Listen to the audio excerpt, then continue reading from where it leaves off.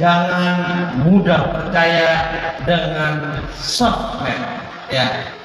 Karena beliau nantinya tidak akan bisa tidur, Bapak sekalian. Beliau akan menangis, beliau akan merintih kalau waktu dalam 1 minggu tidak minta maaf kepada Abdesi Kabupaten Tangerang. Kalau kata berita, belinya 30.000, jualnya 30 juta. Ada. Emang ada yang dijual 30.000? Ini bukan bohong, maaf kan? Coba bayangkan seorang wakil presiden kampungnya mau digusur, rakyatnya dia diam. Seperti siapa yang di atasnya? Kan clear sekali. Kampungnya Ma'ruf Amin, Tanara itu, saya kemarin ke sana, itu ditawar hanya Rp30.000 per meter. Sawah tambak, itu kampungnya Ma'ruf Amin. Bapak dan Ibu bisa bayangkan sebangsa dan setanah air, kampung wakil presiden tidak bisa berteriak melawan oligarki. Itu praktik. Kita tidak mau ada enklave yang dikuasai oleh, mohon maaf, siapa tahu Sarah, etnis tertentu yang sangat eksklusif. Selamat datang, selamat bergabung dalam diskusi kali ini, dan temanya, dari temanya saya sudah jelas. Itu temanya disebutkan bahwa proyek swasta jadi PSN, rakyat versus oligarki. Dan kalau kita ngomongin rakyat jadi oligarki, ini sekarang ini mungkin banyak orang terfokus pada PIK ya, Pantai Indah Kapuk 2 ini, dan kita lihat di situ ada satu orang tokoh yang namanya Said Didu, yang dia kalau dalam ini dikenal dulu tampil ke gelanggang walaupun hanya seorang. Nah, gitu ya. Dia tampil sendirian, dan kita di sini akan menunjukkan solidaritas kita terhadap Said Didu bahwa Anda tidak sendirian. You not stand alone, gitu ya. Jadi kita masih bersama dengan Bung Said Didu, tapi juga sebenarnya yang lebih menderita lagi adalah mereka-mereka yang ada, warga yang langsung berhadapan dengan para oligarki untuk proyek PSN ini.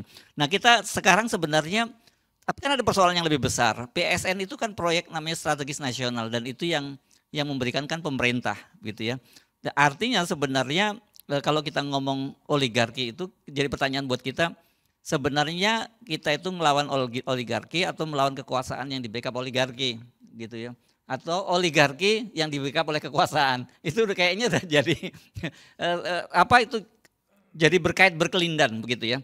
Mari kita mulai diskusi ini supaya kita dapat perspektifnya, itu kita lihat dari sisi ekonomi dan politik, gitu ya. Yang kami minta untuk menjabarkan soal ini siapa lagi ini kalau bukan Mas Antoni Budiawan ya. Ini saya kadang-kadang juga bingung sama Mas Antoni ini. Tiap hari ada tulisannya, dan yang ditulis soal itu aja soal oligarki itu, dan kok ada aja tema-temanya yang diangkat, gitu ya. Oke, sekarang fokus soal PSN dan oligarki ini, Mas Antoni. Terima kasih Mas Hersu. Ya, topiknya ada terus karena oligarkinya ya terindikasi melanggar terus, gitu. Jadi topik itu tidak pernah surut. Ya, menarik. Ini mengenai PSN. Jadi saya langsung aja Mas Hersu, ini karena banyak pembicara juga.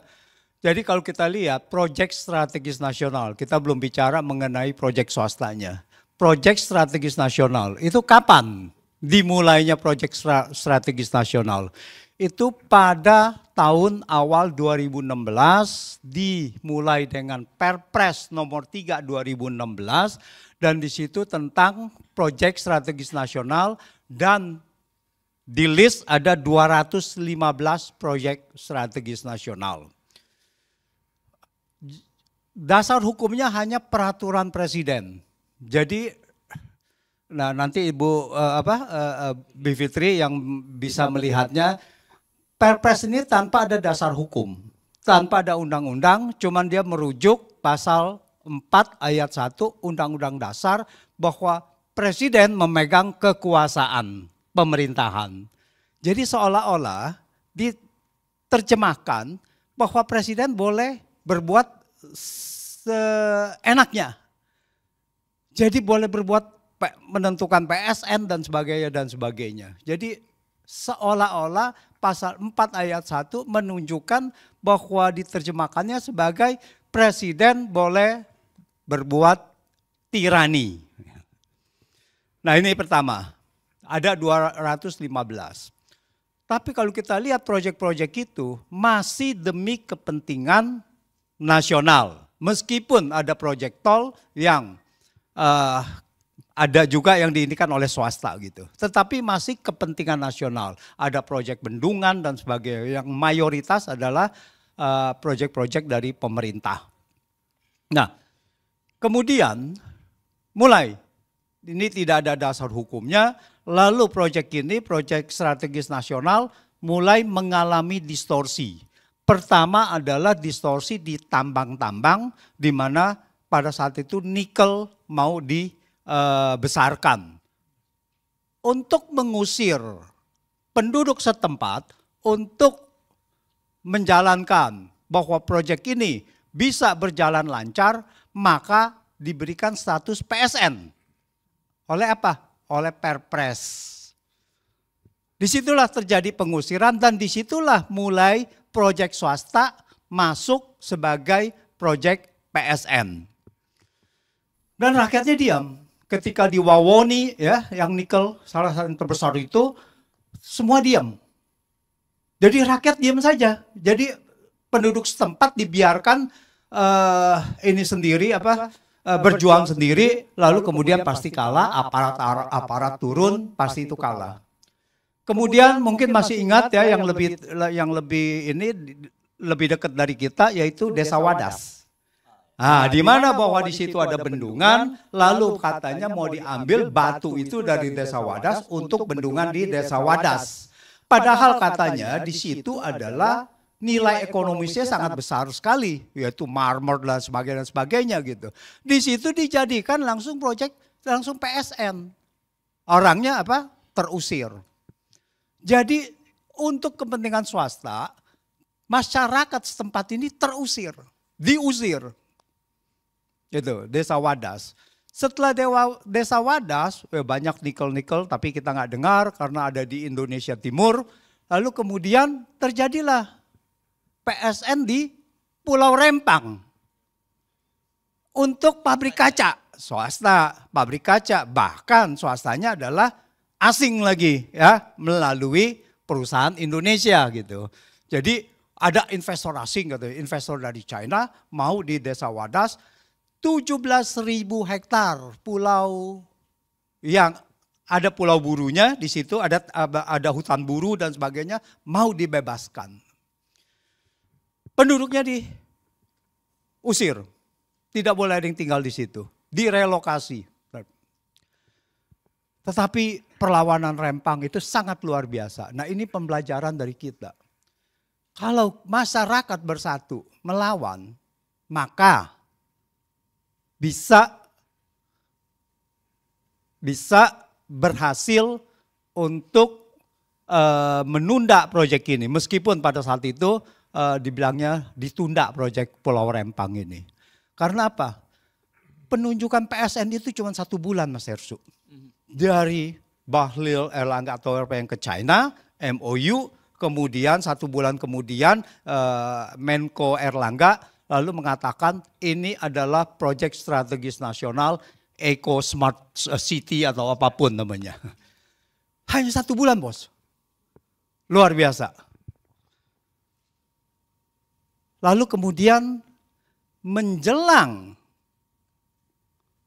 lengsernya Jokowi, dia memberikan PSN kepada PIK 2 dan BSD.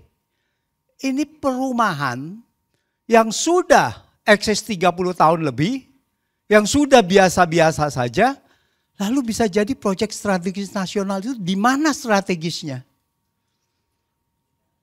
Jadi tidak ada yang namanya strategisnya. Itu pertama. Kedua, kita lihat dari peraturan. Peraturannya adalah yang terakhir ini memakai peraturan Undang-Undang Cipta Kerja. Dari Undang-Undang Cipta Kerja itu, kalau khususnya kita bicara PIK 2, yaitu ada alih fungsi lahan. Ya, ada lahan pertanian atau apapun yang kemudian dialihkan menjadi perumahan atau proyek wisata.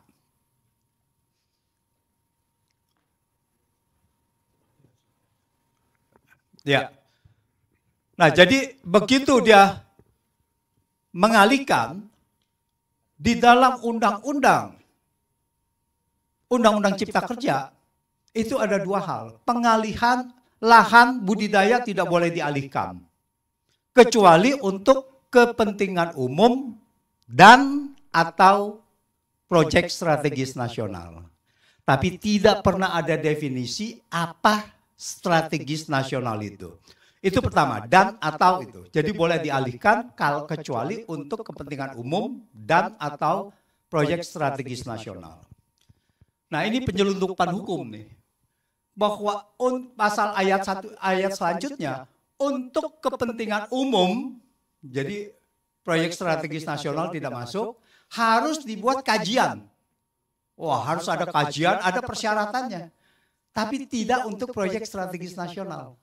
Pertanyaannya adalah, apakah proyek strategis nasional itu adalah untuk kepentingan umum? Harusnya iya, kepentingan nasional. Kalau namanya kepentingan nasional, harusnya adalah kepentingan umum. Ya enggak? Jadi, untuk kepentingan umum harus melalui kajian, tetapi untuk kepentingan proyek strategis nasional tidak. Oleh karena itu, langsung saja diberikan dan lahan-lahan di sana diusir, saya beli sekian. Oh, sebelum beli NJOP-nya diturunkan dulu kan ya. Sebelum beli NJOP-nya diturunkan dulu gitu. Nah, ini bagaimana NJOP bisa bisa diturunkan gitu ya untuk membeli dengan harga sekian, kalau tidak mau digusur, kalau tidak mau dikriminalisasi. Nah, kemudian kita dengar bahwa Said Didu membela kepentingan masyarakat, beredar luas, lalu dipanggil polisi dan sampai sekarang kalau nggak salah ditersangkakan. Ya. Penyidikan ya. Oke, belum tersangka. Oke, maaf. Soal kalau udah penyidikan tinggal soal waktu kan gitu. Nah, tinggal soal waktu, kalau rakyat melawan ya tidak jadi juga gitu. Tinggal tergantung dari apakah rakyat ada untuk membela kepentingan masyarakat luas. Nah, itu. Jadi proyek strategis nasional ini digunakan untuk mengusir masyarakat setempat demi menjalankan proyek-proyek yang diinginkan untuk kepentingan sekelompok orang. Awalnya adalah untuk kepentingan umum, jalan tol, bendungan, jalan infrastruktur sarana dan prasarana dan sebagainya. Awalnya masih lumayan bagus, meskipun melanggar peraturan perundang-undangan. Nah, yang terakhir, bahwa apakah kalau proyek strategis nasional, anggap saja bahwa dia mengikuti peraturan perundang-undangan, apakah boleh mengusir rakyat begitu?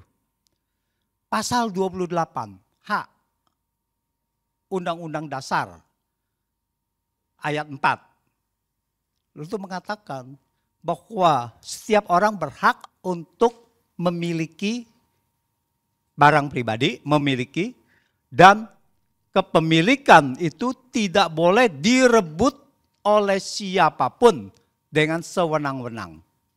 Oleh siapapun tidak boleh direbut. Jadi kalau saya ada lahan di situ lalu saya tidak mau jual, itu bagaimana? Nah, tentu saja mereka cara merebutnya lain, cara merebutnya adalah akses jalan ditutup, diuruk depannya dan sebagainya. Dan itu pun sebetulnya sudah melanggar dari banyak peraturan perundang-undangan kita, peraturan bahwa setiap orang boleh bebas ya untuk itu HAM, sekali pelanggaran HAM. Yang tadi pasal 28H ayat 4 itu adalah pelanggaran HAM juga. Nanti Ibu Fitri yang akan mengelaborasi untuk itu. Karena saya ingat sewaktu di kasus Rempang ada mantan Ketua Komnas HAM itu mengatakan bahwa itu jelas melanggar, pengusiran itu di Rempang jelas melanggar Komnas HAM. Jadi, melanggar HAM, hak asasi manusia. Jadi, karena kita sudah ratifikasi juga perjanjian HAM, ya saya rasa ini juga seharusnya bisa dilaporkan, tapi teknisnya nanti kita serahkan Bu Fitri dan juga Bang Ferry Amsari. Terima kasih. Oke, beri aplaus pada Mas Antoni Budiawan. Kita sekarang berpindah ke Mbak Bivit ya. Ini saya mesti sampaikan dulu karena beliau berdua ini nanti akan lebih ada acara lain, jadi akan meninggalkan sama kita. Jadi monggo dipersilahkan ya. Kalau minimal ya. Alhamdulillah. Baik. Terima kasih. Selamat siang. Assalamualaikum warahmatullahi wabarakatuh. Makasih Mas Hersu, Mas Antoni, Mas Gede, dan juga Mas Adi. Ibu bapak sekalian, senang sekali ada di sini. Jadi saya ingin memberikan perspektif hukum ya. Dan kebetulan di salah satu kelas yang saya ampu, mahasiswa-mahasiswa saya tuh udah bikinin infografis tentang proyek strategis nasional. Saya kan kalau ngampu kelas suka sengaja bikin kelas project.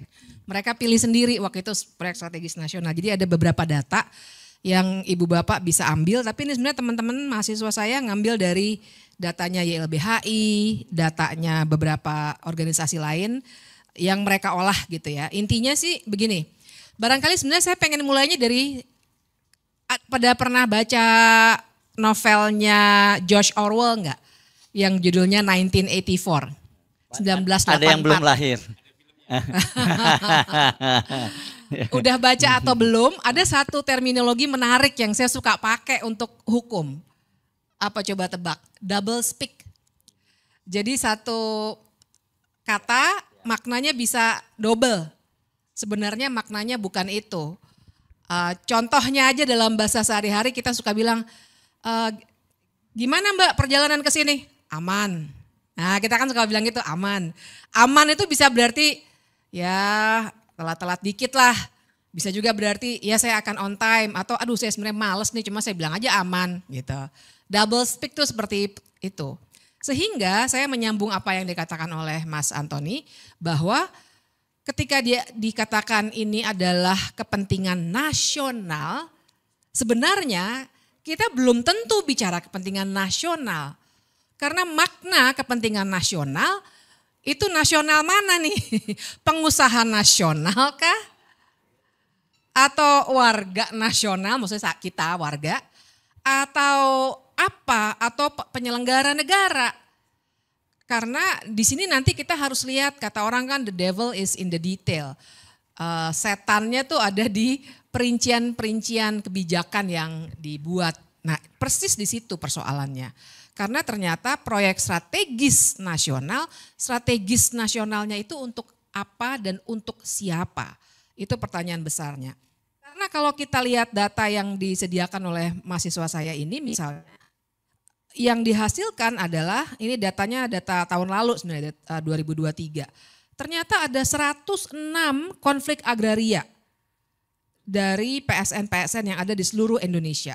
Dan luas wilayah yang berkonflik itu 800.000 hektar. Yang berkonflik ya, bukan berarti yang lain tidak menjadi masalah, tapi itu karena ada perlawanan-perlawanan. Lebih dari 1 juta rakyat jadi korban. 134 tindak kekerasan dan 43 kasus kriminalisasi. Kemudian jangan lupa keterlibatan perusahaan swasta itu ada 100 konflik, pemerintah daerah 74 konflik, dan Polri 50 konflik. Jadi memang sedemikian rupa diamankannya PSN. Karena sebenarnya kalau ibu bapak kawan-kawan punya pertanyaan, PSN itu sebenarnya apa sih? Dia itu seperti wadah, ibaratnya gelas ini wadah. Apa aja yang masuk ke dalam gelas ini, dia akan mendapatkan status PSN, jadi itu makanya saya ibaratkan sebagai wadah, dan akibatnya adalah dia akan mendapat banyak sekali keistimewaan. Seperti yang tadi Mas Antoni sebutkan. Beberapa keistimewaannya bisa dilihat juga, tadi sudah disebutkan sedikit, ada peraturan, ada dasar hukumnya dibuatkannya baru di Undang-Undang Cipta Kerja. Dasar hukum yang sifatnya undang-undang. Mas Antoni tadi bilang awalnya hanya perpres, benar. Saya konfirmasi itu. Hanya perpres yang cantolannya langsung ke Undang-Undang Dasar, dan itu seharusnya tidak boleh setelah reformasi. Karena ada perapihan peraturan perundang-undangan dengan undang-undang tentang pembentukan peraturan perundang-undangan, sekarang undang-undang 12 ya, 2011, tapi dulu tuh sejak 2004 itu udah nggak boleh. Karena dulu itu Soeharto pakai kepres, buat banyak hal. Saya tahu persis itu karena kebetulan penelitian pertama yang saya lakukan selepas saya sebenarnya belum lulus kuliah waktu itu adalah kepres-kepres yang disalahgunakan oleh Soeharto. Dan sebagian dari penelitian yang saya hasilkan bersama kawan saya waktu itu jadi dasar salah satunya gugatan ya untuk waktu itu Super Semar, Yayasan Super Semar. Tapi kita tahu bahwa sampai meninggal dunia Pak Soeharto tidak pernah kena kasus pidana. Nah, tapi belajar dari situ salah satunya penyalahgunaan Kepres yang langsung dari Undang-Undang Dasar, maka sebenarnya tidak boleh lagi ada undang-undang atau ada peraturan presiden yang dikeluarkan langsung berdasarkan Undang-Undang Dasar. Nah, itu kesalahan pertama. Kemudian kesalahan itu nampaknya dicoba diperbaiki atau diberikan fasilitas yang lebih wadah PSN-nya itu dengan Undang-Undang Cipta Kerja. Kita semua tahu undang-undang itu keluar sebenarnya 2021, tapi kemudian dinyatakan inkonstitusional oleh MK, tapi kemudian dibuatkan perpunya lagi oleh Jokowi tahun 2022. Nah, dari Undang-Undang Cipta Kerja itu keluar PP nomor 42 tahun 2021, isinya adalah atau tentang kemudahan proyek strategis nasional. Nah, di sini nih gelas untuk wadah PSN itu dipoles sedemikian rupa sehingga kemudahannya luar biasa memang. Mulai dari izin, kemudian ada pengadaan tanah untuk kepentingan umum, itu ada perpresnya juga Ibu Bapak, bahkan kemudian dibuatkan yang khusus untuk PSN atau di bawah Undang-Undang Cipta Kerja dipermudah lagi, sehingga akhirnya akan sangat mudah mulai dari fasilitas pembiayaan, perizinan, pengadaan tanah untuk kepentingan umum, tuh double speak lagi kan, kepentingan umum yang mana nih, kemudian beberapa perizinan lainnya lah, karena kita tahu untuk memulai suatu proyek kita akan berbicara soal dokumen yang luar biasa banyak begitu ya. Dan jangan lupa kita berbicara di sini bukan sekedar bahkan bukan hanya Wadas atau Rempang, tapi kita berbicara soal mulai dari sirkuit Mandalika, Bendungan Bulango Ulu, Gorontalo, tol Padang Pekanbaru, kawasan ekonomi khusus Gresik, PLTA Pinang, banyak sekali daftarnya. Kalau di Google sebenarnya bakal ketemu langsung semuanya. Termasuk cetak sawah baru di Pulau Pisau, Kalimantan Tengah, pembangunan waduk Sepaku, banyak sekali. Bayangkan itu semua mulai dari bandara, bendungan, jalan tol, semuanya diberi kemudahan. Mulai dari perizinan sampai pengadaan tanah atas nama kepentingan umum. Jadi itu kesalahan yang luar biasa besar karena akhirnya karena dapat kemudahan atas nama PSN dilakukanlah pelanggaran-pelanggaran HAM seperti yang tadi Mas Antoni katakan. Jadi atas nama PSN, kalau lihat kasus di Pulau Rempang, itu misalnya diusirlah masyarakat adat yang sebenarnya sudah tinggal di situ sejak nenek moyang mereka, bahkan sejak Republik Indonesia belum menjadi Republik Indonesia, diambil tanahnya atas nama PSN dan kemudian kalau mereka menolak dan akhirnya terjadi konfrontasi dengan aparat keamanan, akhirnya digunakanlah gas air mata secara berlebih-lebihan. Kalau waktu itu Ibu Bapak ingat sampai anak-anak kecil di sekolah-sekolahan itu sakit matanya, pingsan dan lain sebagainya. Apakah itu pelanggaran HAM? Iya, karena penggunaan gas air mata secara berlebihan dan menyakiti orang lain, apalagi anak-anak, itu merupakan pelanggaran hak asasi manusia yang harusnya diusut lebih lanjut begitu. Nah, jadi itu situasi yang terjadi. Dan kalau begini, mungkin ada pertanyaan juga, kenapa sih perlu ada PSN? Dan kenapa baru pas zamannya Jokowi aja, mulai 2016 itu ada PSN? Saya kira kita semua tidak anti total pada pembangunan. Tapi masalahnya adalah bagaimana pembangunan itu dilaksanakan. Nah, PSN itu adalah konstruksi hukum, ya tadi saya ibaratkan dengan gelas ini, wadah, konstruksi hukum yang dibuatkan untuk memberikan keistimewaan. Nah, masalahnya adalah siapa yang bisa masuk ke dalam wadah ini itu tidak jelas prosedurnya. Nah, disinilah terjadi misalnya, kok tiba-tiba sebuah, kita sebut saja 2 yang tadi Mas Antoni sudah sebutkan, 2 proyek yang sebenarnya sudah jalan dari lama sekali ya, PIK, BSD, ya itu teman saya juga banyak yang tinggal di BSD udah lama dari 20 tahun yang lalu. Tapi kenapa baru masuk sekarang? Karena proses kapan suatu proyek itu masuk atau keluar, nggak ada yang keluar sih sejauh ini ya. Semuanya masuk aja, orang dikasih kemudahan, siapa yang nggak mau. Jadi siapa yang masukin, apa kriterianya, dan bagaimana tolok ukurnya suatu proyek bisa masuk ke dalam wadah yang namanya PSN itu tidak jelas. Disinilah terjadi yang namanya benturan kepentingan. Jadi di sini kita bisa bicarakan tuh kalau kata orang-orang anti korupsi ini yang namanya state capture corruption. Sering juga kita pakai istilah ada conflict of interest. Tapi yang lebih gamblang untuk menunjukkan networknya atau jaringannya adalah kata yang tadi kata Mas Hersu, Mas Antoni sering banget nulis soal itu, yaitu oligarki. Karena justru cara bekerja oligarki adalah mereka akan masuk menggunakan lembaga-lembaga negara formal untuk membuat kebijakan-kebijakan yang menguntungkan bisnis mereka. Itulah oligarki. Kan di level untuk dengan pengusahanya namanya oligarki. Di level tengahnya di mana partai politik bekerja untuk kepentingan pemodal itu yang kita bisa namakan kartel politik.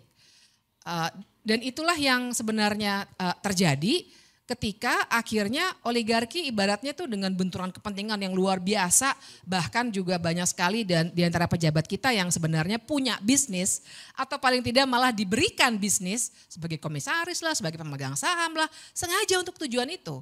Karena dengan sendirinya ketika menentukan proyek yang ini masuk ya ke wadah proyek strategis nasional, tentu saja akan ada perundingan-perundingan yang sifatnya nggak bisa kita ukur secara hukum. Karena memang itu tadi kriterianya tidak ada, transparansinya tidak ada, tahu-tahu keluar aja perpresnya.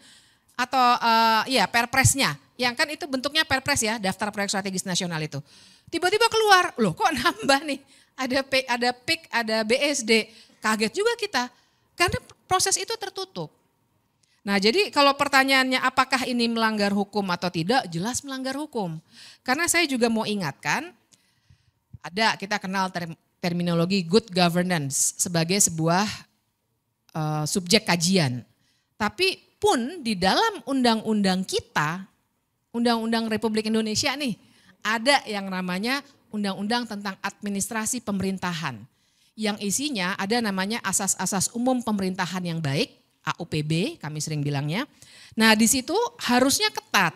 Ketika membuat kebijakan baru misalnya, tidak boleh dibuat tanpa ketelitian, tidak boleh dibuat tanpa adanya partisipasi, kemudian tidak boleh ada benturan kepentingan, dan lain sebagainya. Itu ada, kalau teman-teman mau lihat buka aja Undang-Undang Administrasi Pemerintahan kalau saya nggak salah pasal 10.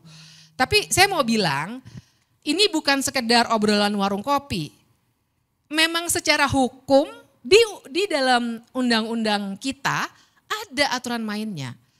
Salah satunya tadi AUPB, tapi lebih dari itu ketika ada pelanggaran-pelanggaran pengambil alihan tanah dengan kekerasan, terus orang yang mempertahankan tanah dilempari gas air mata atau dihadap-hadapkan dengan aparat kepolisian ataupun tentara, itu juga sudah melanggar hak asasi manusia. Jadi luar biasa, mudorotnya tuh daripada manfaatnya sangat-sangat luar biasa. Timpangnya, manfaatnya saya nggak bisa bilang ini memang manfaat buat warga, karena ternyata yang akan lebih diuntungkan adalah orang-orang yang pemilik modal itu, yang seringkali kita kategorikan atau kita analisis sebagai oligarki. Nah kira-kira begitu gambarannya, barangkali nanti kita bisa diskusi lebih lanjut soal proyek strategis nasional. Mas Hersu. Terima kasih, applause untuk Mbak Bivitri. seperti biasa kita enak ya, setiap kali menyimak Mbak Bivit itu kita dapat perspektif dan juga kemudian kita ngerti gimana sih konstruksi hukumnya gitu ya. Oke, tapi sekarang saya ajak Anda untuk menyimak pemaparan dari kandidat doktor gitu ya. Grace Riana. Ini menarik karena dia, setahu saya dia sedang menyusun disertasinya itu berkaitan dengan soal oligarki dan politik ya. Ya, ini dan saya sih ingin agak lebih tajam gitu, Bung Gede. Karena sebenarnya kan saya tadi nyebut, sebenarnya kita bingung menyebut antara penguasa dan oligarki itu siapa yang di depan, siapa yang di belakangnya begitu ya. Tapi realitasnya memang sekarang itu semua kontestasi, pilpres termasuk kontestasi, pilgub termasuk Anies Baswedan kemarin gagal menjadi calon gubernur itu sebenarnya aktor utamanya bukan Jokowi, tapi aktor utamanya itu oligarki. Oke, silakan. Terima kasih Mas Ersu. Assalamualaikum warahmatullahi wabarakatuh. Terima kasih kawan-kawan semua yang hadir di sini. Jadi tadi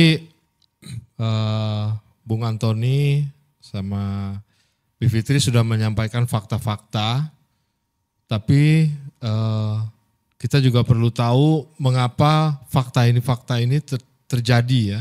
Jadi saya pikir masyarakat juga perlu diberikan penjelasan bahwa segala kebijakan-kebijakan ya di era Jokowi ini yang parah gitu ya, yang sangat merugikan masyarakat, itu merupakan hasil dari relasi antara oligark dengan penguasa ya.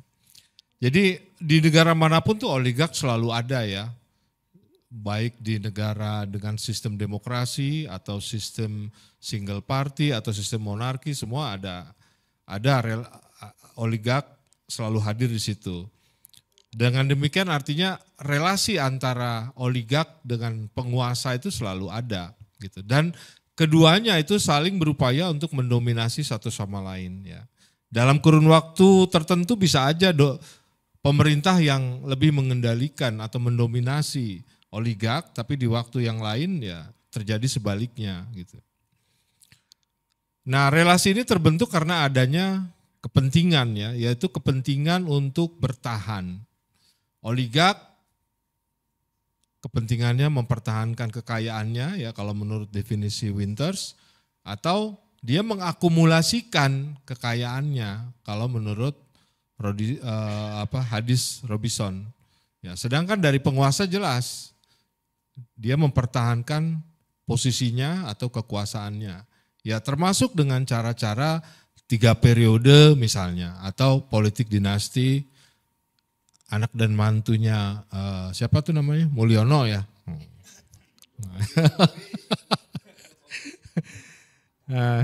Nah sekarang kita pengen tahu siapa sih sebenarnya yang dimaksud dengan oligark.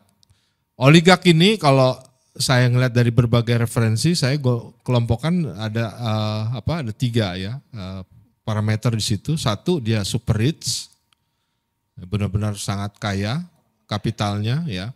Kedua, dia menguasai struktur ya, struktur pasar di mana bisnisnya itu berada. Ya berarti dia ada kecenderungan di situ monopolistik ya di situ. Yang ketiga adalah kemampuan dia untuk mempengaruhi, gitu, mempengaruhi baik pejabatnya untuk menempati posisi-posisi tertentu, termasuk juga kebijakannya, gitu ya. Misalnya legislasi di pemerintah, ya, struktur politik, ya, partai-partai politik, ya, dia punya kemampuan untuk itu. Nah, disinilah perbedaannya antara oligark dengan elit, ya. Elit belum tentu oligark, gitu. Kalau dia nggak punya kekayaan dan dia tidak punya bisnis yang dia menguasai struktur pasar di situ. Dalam dinamika relasi tersebut ya, oligark dan pemerintah itu akan selalu berupaya saling mendominasi gitu ya. Tapi ini akan bergantung kepada 3 hal. Ya, 3 hal yang akan mempengaruhi bagaimana relasi tersebut terjadi. Yang pertama adalah ketimpangan basis kekuasaan. Jadi penguasaan misalnya penguasaan atas struktur ya, misalnya struktur ekonomi, politik, hukum maupun sosial gitu. Jadi ketika oligark menguasai struktur hukum, misalnya dia punya orang-orang di KPK, di MK, di MA, ya dia akan mampu mengendalikan pemerintah. Juga misalnya dia menguasai struktur politik di situ. Ya, dia menguasai DPR segala macam. Ya, dia pasti akan bisa mengatur legislasi yang terjadi atau yang dibahas di parlemen gitu. Juga termasuk di dalam struktur sosial ketika dia mempunyai orang-orang ya yang dia rekrut, dia bina, dia rawat, dia biayai ya atas nama satu kelompok tertentu di dalam civil society. Ya, dia bisa dikatakan juga sudah menguasai civil society gitu ya, termasuk dengan media dan pers. Nah. Kemudian di dalam poin yang ketiga adalah derajat kepentingan. Bagaimana besar kecilnya kepentingan ini ya akan mempengaruhi dinamika relasi tersebut. Misalnya gini, pemerintah memutuskan kenaikan pajak di kelompok kelas menengah atau korporasi misalnya. Itu menunjukkan bahwa pemerintah lebih mendominasi oligark. Tetapi ketika pemerintah menurunkan biaya subsidi, ya anggaran subsidi, kemudian fokus kepada infrastruktur, itu bisa dikatakan bahwa oligarki yang lebih mendominasi di sini. Nah, oligarki ini akan mengerahkan semua sumber daya yang melimpah ini yang dimiliki oleh oligark ini ya. Mereka dapat saja akhirnya mendominasi pemerintah melalui regulasi, perizinan-perizinan, ya, keputusan-keputusan pemerintah, legislasi di DPR, hingga termasuk pilpres, pilkada, gitu ya. Juga ya bisa juga oligarki ini membuat partai politik memajukan kongres dan muktamar atau munasnya. Bisa itu oligarki. Bahkan mengganti ketua umum partai politik pun oligarki bisa. Termasuk yang terakhir fenomena misalnya tadi Mas Heru sudah sebutkan di Pilkada DKI. Oligarki juga melakukan itu, mampu untuk melakukan itu, menggagalkan misalnya Anies gitu ya, masuk untuk ada di Pilkada. Karena bagaimanapun juga DKI sebagai daerah aglomerasi di sini mempunyai kepentingan ekonomi yang sangat tinggi, gitu loh. Jauh lebih tinggi menurut saya dibandingkan dengan IKN gitu. Jadi siapapun orang-orang yang nanti akan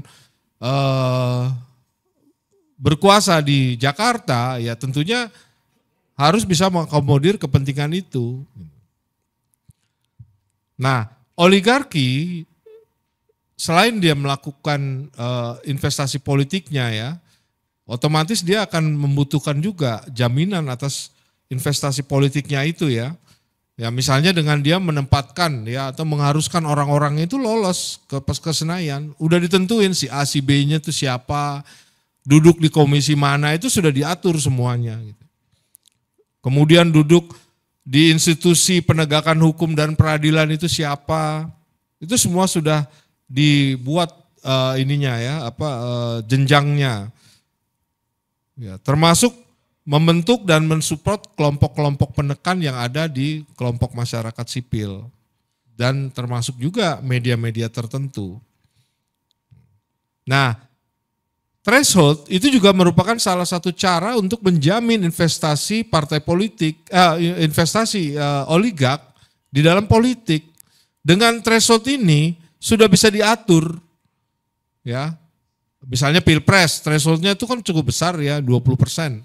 Nah itu sudah bisa diatur siapa yang akan maju, siapa yang calon yang sudah disetujui oligark, siapa yang calon pendamping, siapa yang calon akan pasti kalah. Nah itu sudah ketahuan semua. Disitulah cara oligark untuk menjamin investasinya. Nah menurut ada teori yang saya pernah baca itu menurut Thomas Ferguson, menjelaskan bahwa konstituen utama dari partai politik itu bukan pemilih, justru oligark yang jumlahnya terbatas. Oligark inilah yang diperebutkan dalam pandangan partai politik dengan bantuan kapital ya untuk kampanyenya partai politik. Pemilih nantinya akan mengikuti ketika bantuan atau investasi dari oligark ini dapat digunakan secara efektif ya dalam operasi atau kampanye politiknya ya dengan cara menaikkan elektabilitas kandidat yang sudah disetujui oleh oligark. Jadi yang nomor satu justru konstituen utamanya yang diperebutkan adalah oligark oleh partai-partai politik. Nah, dalam riset disertasi saya juga saya memperkenalkan istilah namanya terkait di dalam ini ya, relasi antara oligark dan penguasa ini. Istilahnya saya sebut sebagai aktor supra power. Itu dalam scholar ilmu politik maupun ilmu pemerintahan belum ada. Jadi aktor supra power ini adalah seseorang ya yang diberikan atau memiliki kewenangan melampaui posisinya di dalam struktur.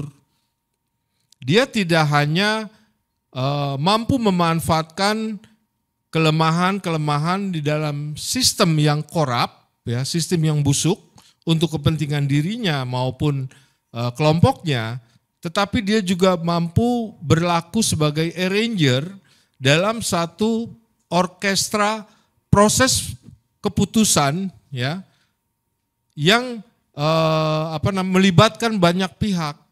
Dia mampu memerintah atau meminta atau mempengaruhi orang-orang yang berada di dalam bagian berbeda di dalam institusinya, bahkan melampaui atau melintasi institusi yang lain.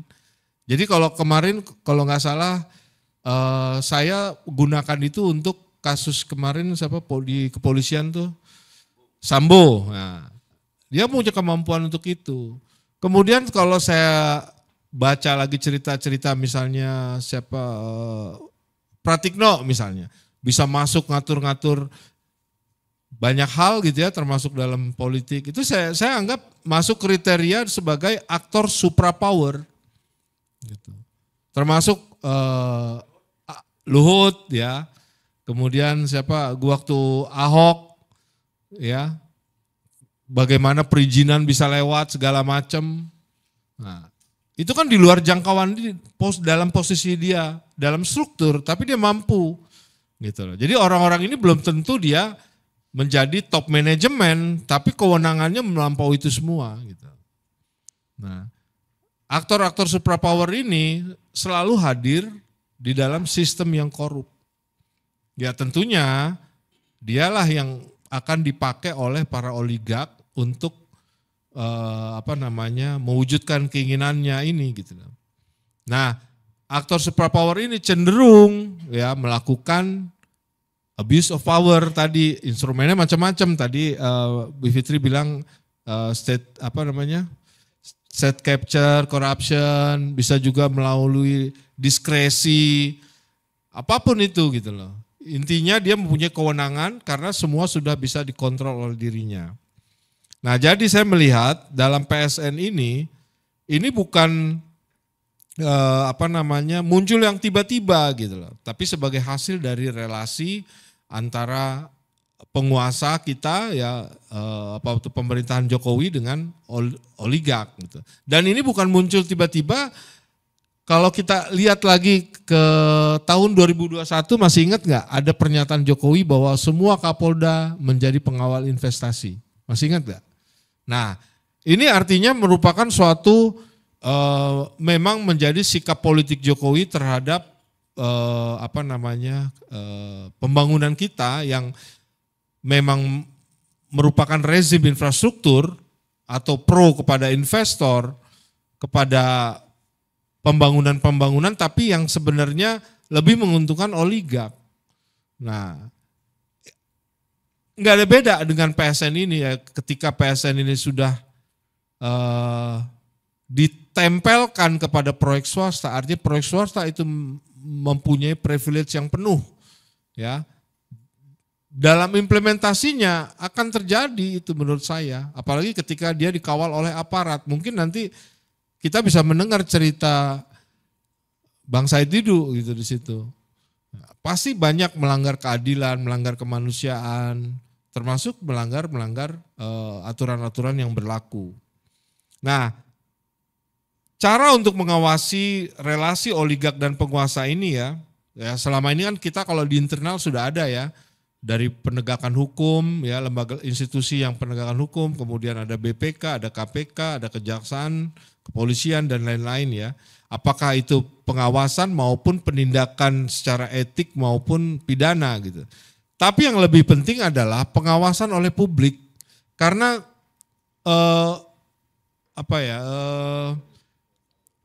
transaksi itu antara oligark dan penguasa itu bisa terjadi kapan saja. Di malam hari pun saat kita tidur mereka bisa bertransaksi. Dan institusi yang ada itu tidak akan mungkin melakukan pengawasan terus-menerus. Karena itulah publik, ya, masyarakat sipil, media ini harus punya peran yang efektif gitu ya untuk mengawasi transaksi ini gitu ya. Nah, kalau di Indonesia kan masalahnya pengawasnya itu bagian juga dari nah ya. itu karena itulah makanya publik yang harus berperan di situ. Karena tidak mungkin gitu loh kita mengandalkan, katakanlah dia mengawasi benar aja nggak mungkin setiap detik gitu loh. Nah, saya melihat bahwa mahasiswa dan elemen masyarakat lainnya ini harus mengambil langkah seperti ketika kemarin masyarakat itu datang ke DPR ya untuk mendukung putusan MK. Itu sudah menjadi pelajaran buat kita bahwa penguasa dan oligark ini bukannya tidak bisa dilawan, bisa. Kalau masyarakat itu solid, ya masyarakatnya ini punya punya empati yang besar gitu ya. Dalam misalnya ketika Said Didu mau dikriminalkan gitu ya karena mempersoalkan PIK 2 menjadi PSN, ya ini harus didukung. Ya, ini bagian dari konsolidasi kita dalam agenda yang lebih besar lagi, yaitu kita menegakkan konstitusi. Ya. Kalau masyarakat tidak bersatu ya kita juga akan mengalami persoalan-persoalan yang seperti ini lagi gitu. Dan ini kan sudah banyak terjadi di Rempang, di Wadas, ya. Reklamasi kemarin, reklamasi Jakarta. Ini akan selalu berulang lagi. Karena oligark dan penguasa ini yakin bahwa masyarakat tidak pernah mau kompak dan punya soliditas yang tinggi. Oke, gitu aja Mas Hersu. Oke, terima kasih. Applause untuk Bang Gede Sriana Yusuf. Ini saya menambahkan sedikit memang soal oligark dan tadi disebutkan oleh Mas Gede bahwa itu bukan hanya terjadi di Indonesia, bahkan di Amerika yang negaranya sudah disebut sangat modern dan demokratis pun itu praktek-praktek semacam itu terjadi. Hanya saja bedanya itu saya melakukan riset juga di Amerika itu bahwa anggota senat itu lebih banyak menghabiskan waktunya bertemu dengan kelompok-kelompok lobby ketimbang ketemu konstituennya. Jadi lebih mengutamakan, karena apa? Karena ternyata kalau kita lakukan riset dari seluruh anggota Kongres maupun Senat itu yang memenangkan kontestasi itu yang biaya kampanyenya terbanyak. Gitu ya. Paling ada 1-2 saja yang anomali itu terjadi, dia biaya kampanyenya kecil gitu, tapi dia menang begitu.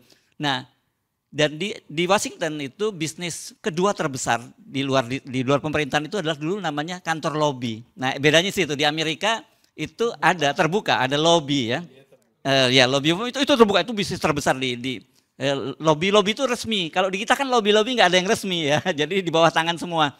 Dan menariknya juga pada waktu Obama dan John McCain itu menjadi anggota Kongres, mereka itu sempat melahirkan sebuah undang-undang bipartisan gitu. Bipartisan itu undang-undang yang diajukan oleh Demokrat, didukung oleh Republik begitu, yang mulai membatasi besaran biaya dari lobby itu. Nah, di Indonesia kan nggak punya kita biaya lobby yang ada di bawah tangan. Jadi yang terjadi antara para oligark tadi langsung nego dengan para ketua umum partai, dengan penguasa dan sebagainya. Itu yang terjadi. Oke, kita dengarkan berikutnya dengan ini Mas Adi ya. Kita lihat perspektif budaya. Tapi kelihatannya kalau kita simak Mas Adi kan juga banyak menyoroti PBNU dan PKB belakangan ini ya. Dan kabar baiknya kan ini sudah ditandatangani itu Mas Adi. PKB, SK PKB oleh Menteri Hukum dan HAM-nya. Ya. Baik, terima kasih Bung Ersub. Assalamualaikum warahmatullahi wabarakatuh. Saudara-saudara sekalian di mana saja berada, saudara sebangsa tanah air. Kita kan online.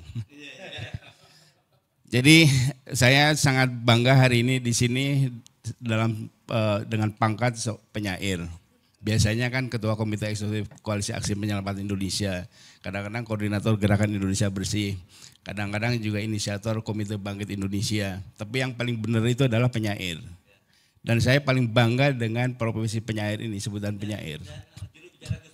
Enggak, ini lebih membanggakan juru bicara Gus Dur, tapi yang paling membanggakan itu yang paling benar itu sebagai penyair. Karena penyair inilah satu-satunya profesi yang dijadikan judul surat dalam Al-Quran, Asy-Syu'ara, surat ke-26. Jadi memang betapa hebatnya penyair.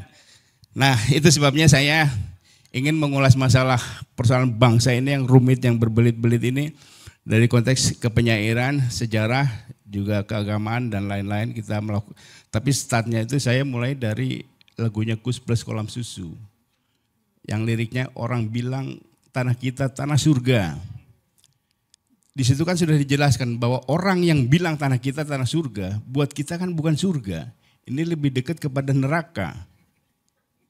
Nah pertanyaannya adalah kenapa orang bilang tanah kita tanah surga dan kita tahu bahwa kekayaan kita, sumber daya alam kita sangat luar biasa, tetapi kita belum pernah punya catatan sejarah bahwa rakyat kita pernah gemah ripah Laut Jinawi, pernah makmur. Kesalahannya di mana? Saya mencoba mengurut sampai ke belakang, sampai ke zaman Jepang, ternyata bukan juga, ke Belanda, ternyata bukan juga, ke zaman raja-raja, zaman Ken Arok, ini pendiri dinasti paling top, yang sekarang diikuti Ken Mulyono nih. Ken Arok kan menurunkan raja-raja Jawa. Nah ini Ken Mulyono itu ingin melahirkan keturunan pejabat-pejabat dari terahnya dia. Nah tapi nah kemudian ternyata bukan juga. Baru ketemu sampai saya telusuri sampai ke Nabi Adam persoalan bangsa ini. Nah ternyata persoalan kita ini mulai menyimpang itu sejak zaman Nabi Adam, ketika Tuhan menciptakan Nabi Adam dan malaikat semua suruh bersujud. Ada satu yang tidak bersujud, yaitu iblis. Iblis itu kemudian sama Tuhan diusir dari surga. Tetapi belum mau pergi dari surga. Karena dia masih mau menjelma menjadi ular, menggoda Hawa. Nah kemudian ketika Tuhan betul-betul marah, suruh keluar dari surga, iblis bilang, Tuhan saya mau keluar dari surga tapi bikinkan tempat yang seperti surga. Replika surga juga nggak apa-apa lah, yang penting saya surga. Kemudian Tuhan bikinlah replika surga di Nusantara, Khatulistiwa. Nah kemudian iblis turunlah menguasai negara Khatulistiwa. Berkuasa sepenuhnya dan dia bercokol di istana-istana. Mulai zaman raja-raja sampai istana sekarang ini. Iblis yang berkuasa di situ. Jadi kira-kira paus sekarang itu kalau perlu dalam bahasa Islamnya meru'yah gitu ya. Dan nggak bisa, nggak mampu. Oh nggak bisa ya. Tidak mampu.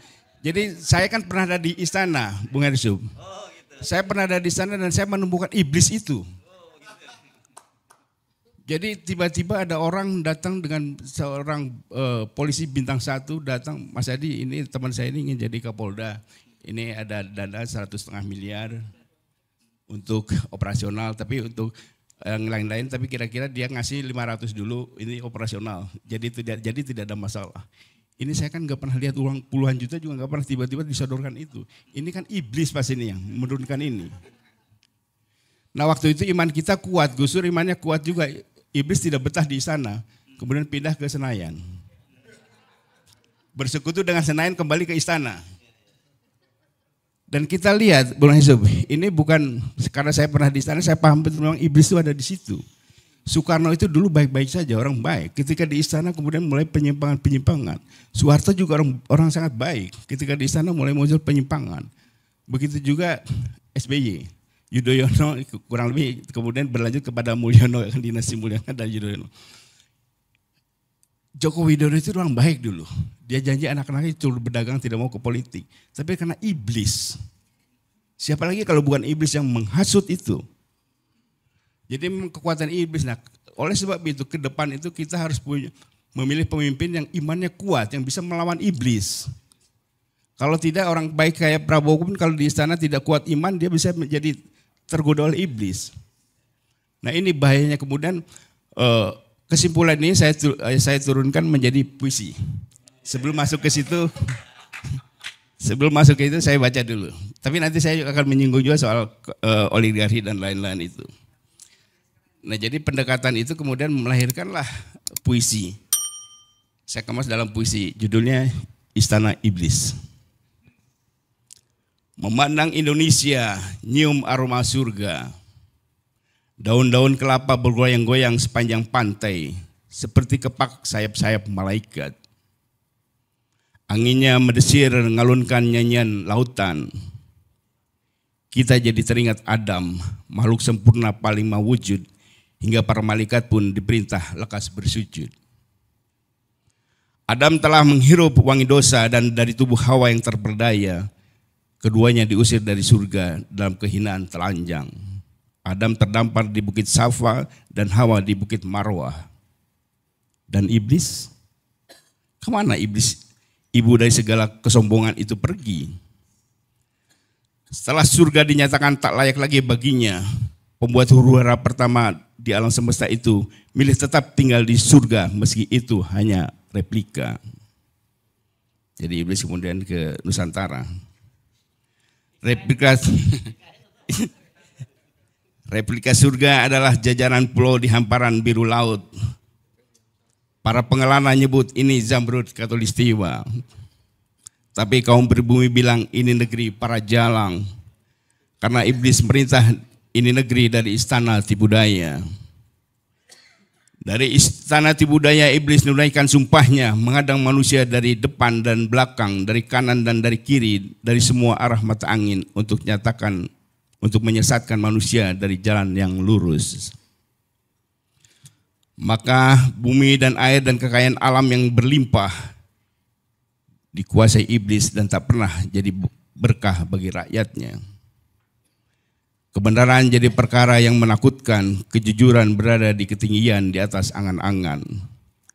Maka melihat istana yang dibangun dari puing-puing kebohongan, melihat istana Tibudaya dan iblis duduk di singgasana, nyerupai penguasa dari masa ke masa, dari masa ke masa.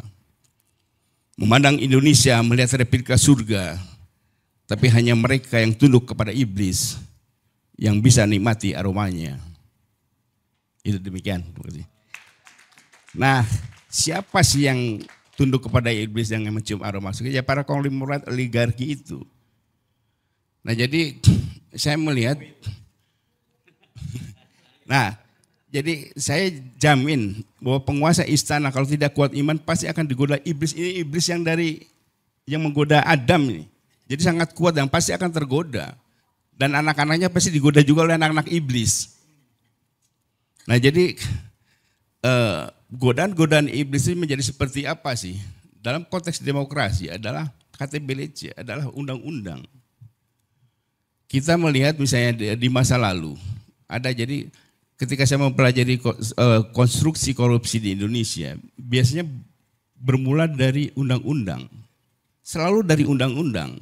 Tidak ada ujuk-ujuk kemudian nyopet orang nyolong, enggak. Dari undang-undang. Salah satu monumen yang dulu saya ingatkan juga kepada teman-teman komisioner KPK. Ini konstruksi. Dulu ada tahun 2008 tuh ada yang paling monumental tuh ada undang-undang alih fungsi hutan.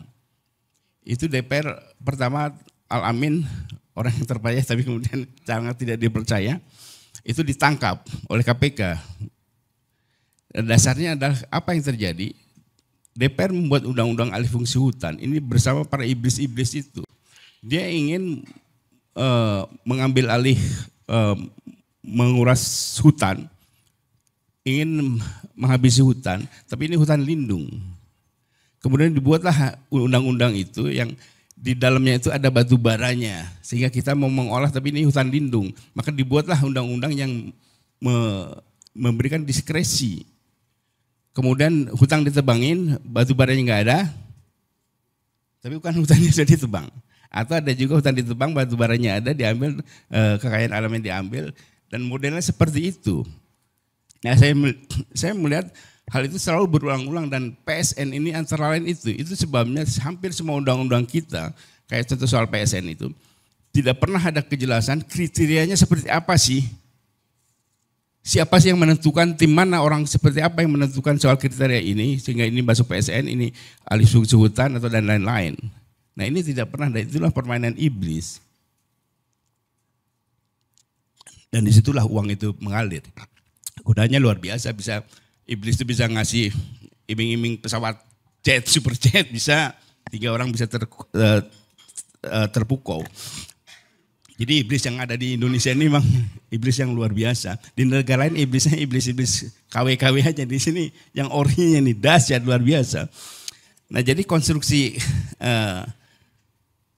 korupsi di kita selalu lewat undang-undang. Kemudian adalah ditiupkanlah bahwa kebijakan tidak bisa dipidana.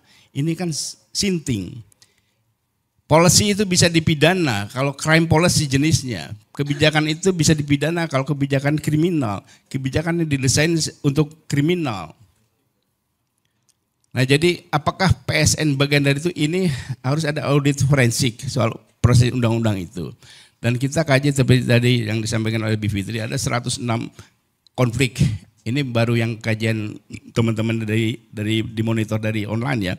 Belum penelitian yang langsung, itu pasti hampir semua PSN itu menimbulkan masalah. Di masa lalu ada Kedung Ombo pertengahan tahun 80-an. Itu betul-betul memang untuk kebutuhan rakyat, untuk pertanian. Tapi Soeharto yang katanya sangar aja masih bisa diskusi, masih bisa didemo, masih bisa dihalang-halangi. Nah muncul gagasan model PSN ini ketika zaman rezim Yudhoyono. Ketika ada jalan tol, misalnya ada kayak tempo hari dulu itu ada jalan arteri di Pondok Indah, ada orang yang tidak mau digusur, ada tinggal satu rumah. Nah hal inilah kemudian yang menimbulkan para penguasa, para kontraktor memerlukan aturan yang bisa membypass ini. Nah waktu itu memang hanya sedikit. Nah di zaman setelah Yudhoyono, di zaman Mulyono ini lebih sangar lagi, semua di-bypass. Dan hampir tidak ada perlawanan karena rezim kita kan rezim demokrasi, dianggap kalau sudah ada undang-undangnya itu maka semua aparatur negara wajib melindungi undang-undang. Padahal undang-undangnya ini undang kriminal. Jadi kalau kita kaji kembali persoalan ini kita akan menemukan itu. Nah kemudian persoalan ini bisa lancar karena tadi yang disampaikan oleh Gede itu ada suprastruktur, suprapower. Suprapower itu bisa seseorang, bisa sekelompok orang. Dan ini memang biasa dipakai oleh rezim diktator atau rezim yang korup. Di masa lalu misalnya di zaman Hitler ada SS, itu pasukan yang supra pasukan yang bisa menghancurkan siapa saja. Di zaman Orde Baru ada Opsus, ada 2 orang yang paling top itu Ali Murtopo dan Sujono Humardani, itu supra powernya. Orang takut sama itu. Kemudian ada juga muncul Benny Murdani dan kemudian di zaman Gus Dur ada juga isu itu soal pembisik itu nggak ada tapi. Nah hal semacam ini luar biasa memang, dan bagaimana mengatasinya ini memang saya berharap betul kepada sahabat kita, teman kita semua, paling tidak pernah kita kenal semua, namanya Prabowo Subianto, sekarang presiden. Dia berjanji koruptor lari ke antariksa pun akan dikejar oleh dia, bisa jadi bikin ke Antartika.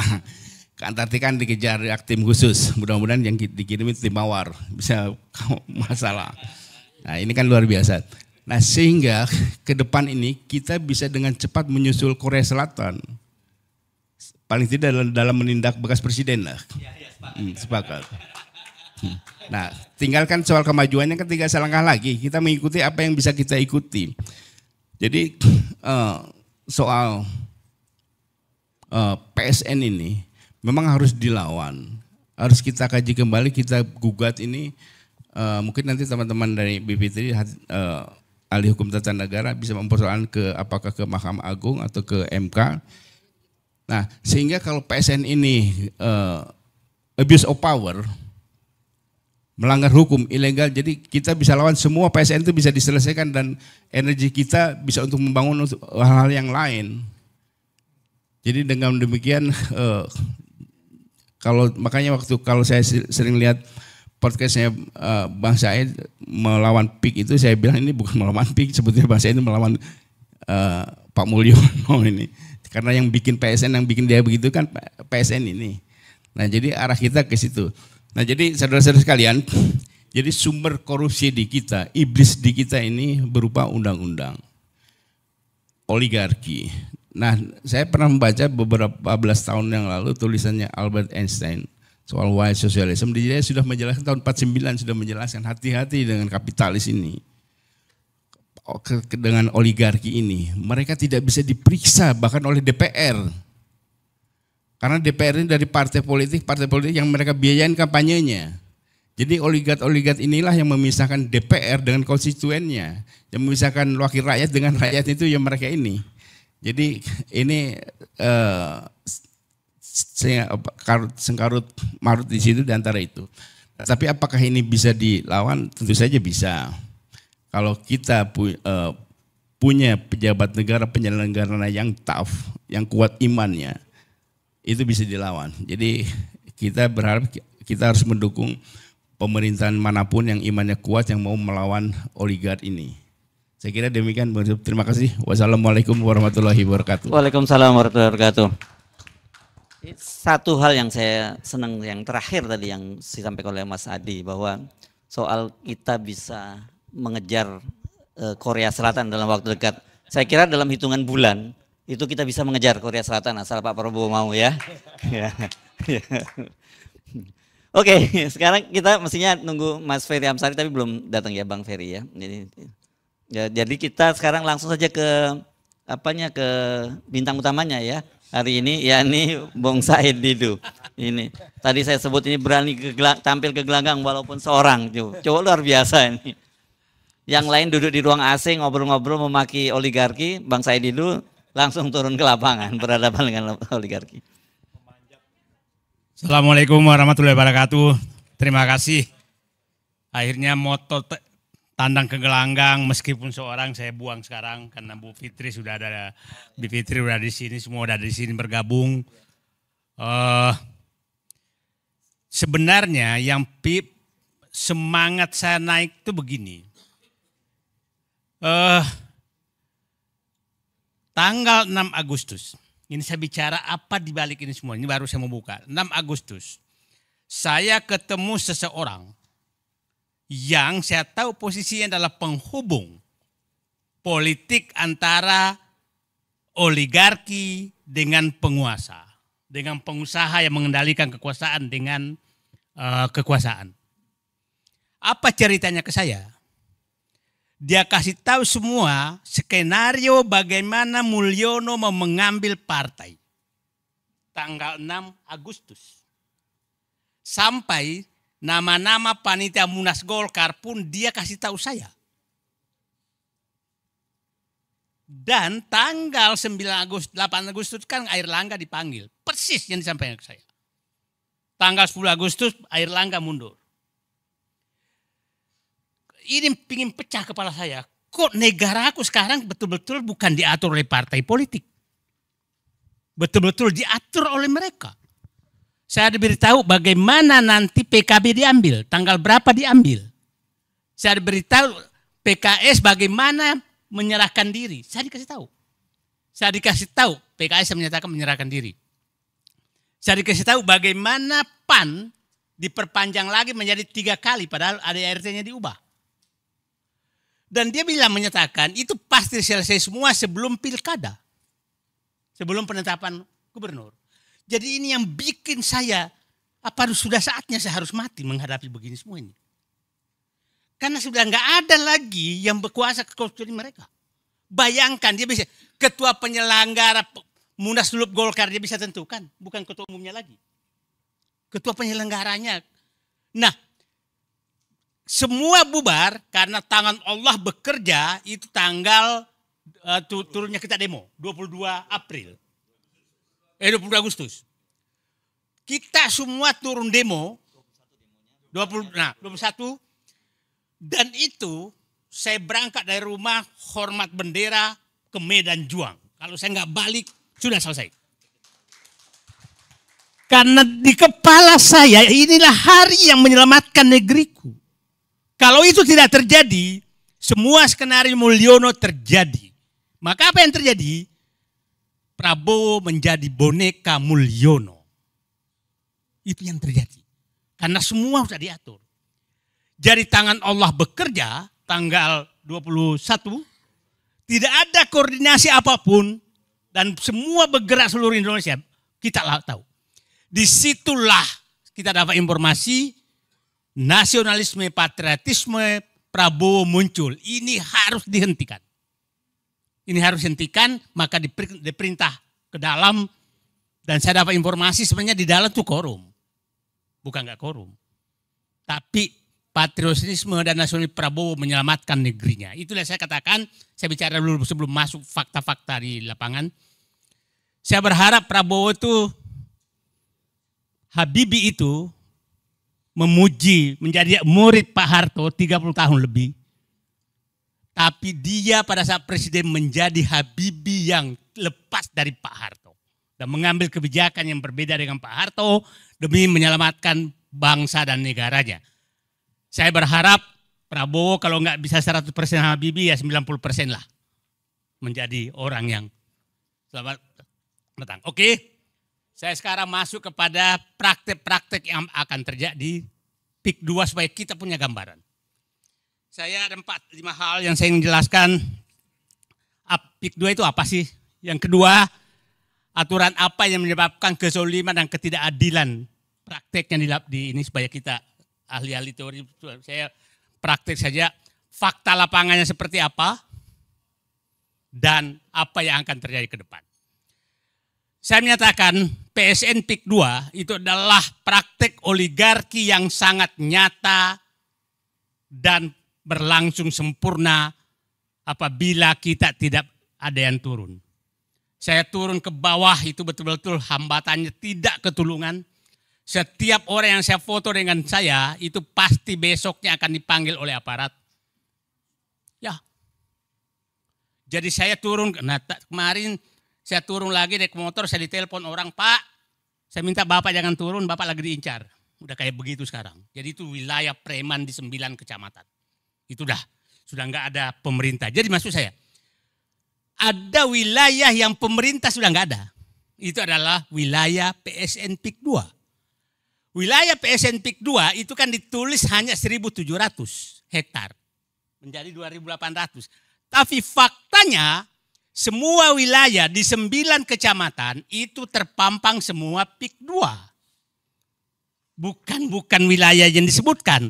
Nah, 9 kecamatan tuh mulai dari Kosambi, Teluk Naga, Paku Haji, Mauk, Sukajadi, Kemiri, Kronjo, Mekar Baru, itu 8 kecamatan adalah Kabupaten Tangerang. Tambah kampungnya Ma'ruf Amin itu Tanara, itu masuk. Tapi Ma'ruf Amin pun diam. Coba bayangkan seorang wakil presiden kampungnya mau digusur rakyatnya, dia diam. Berarti siapa yang di atasnya? Kan clear sekali itu. Kampungnya Ma'ruf Amin, Tanara itu, saya kemarin ke sana, itu ditawar hanya Rp30.000 per meter. Sawah tambak, itu kampungnya Ma'ruf Amin.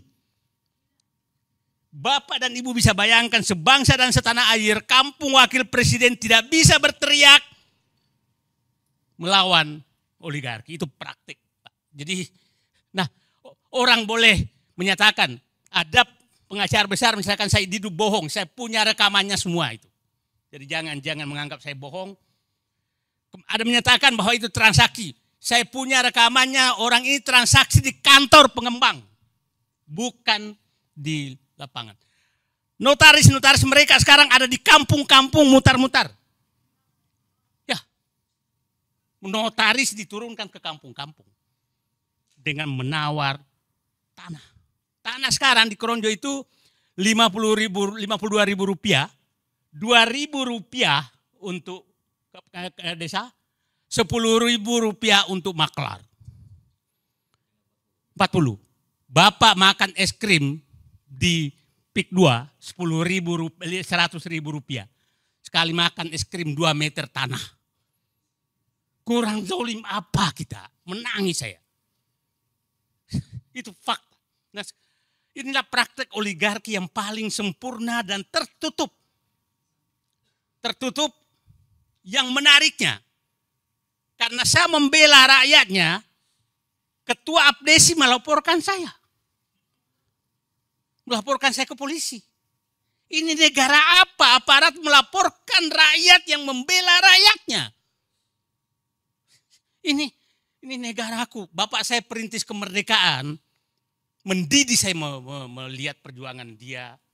Negaraku begini. Nah, aturan apa sih yang menyebabkan Pak Amsari mereka?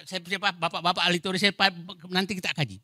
Satu, yang dilakukan itu adalah dia menetapkan wilayah itu sebagai lokasi yang seakan-akan hanya pengembang Pik 2 yang boleh beli. Itu oleh Pemda.